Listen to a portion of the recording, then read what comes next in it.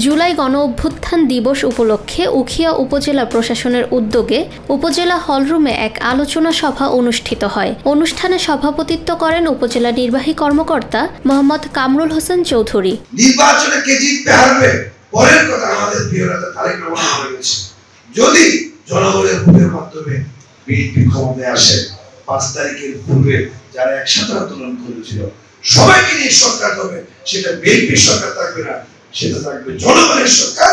এবং আমাদের বাংলাদেশের এই ছাত্র জনতা যখন শপথ নিল বিজয় অর্জন না হওয়া পর্যন্ত আমাদের শরীরের সবটুকু সর্বশেষ রক্তের ফোঁটা আমরা কোরবান দেব, এভাবে সিদ্ধান্ত নিয়ে যখন তারা মাঠে নামলো তখন আল্লাহ পাক আমার মনে হয় সেই দিন আবাবিল পক্ষী পাঠিয়ে দিয়ে তাদের শক্তিকে মজবুত করে সেই খুনি হাসিনা 17 বছর ধরে বাংলাদেশের মানুষের উপর অত্যাচার জুলুম গুম এবং খুনের মাধ্যমে যেই তার বাবার পৈতৃক সম্পদ হিসেবে এটাকে প্রতিষ্ঠা করেছিল, সেই খুনি হাসিনাকে পালিয়ে যেতে বাধ্য করেছিল।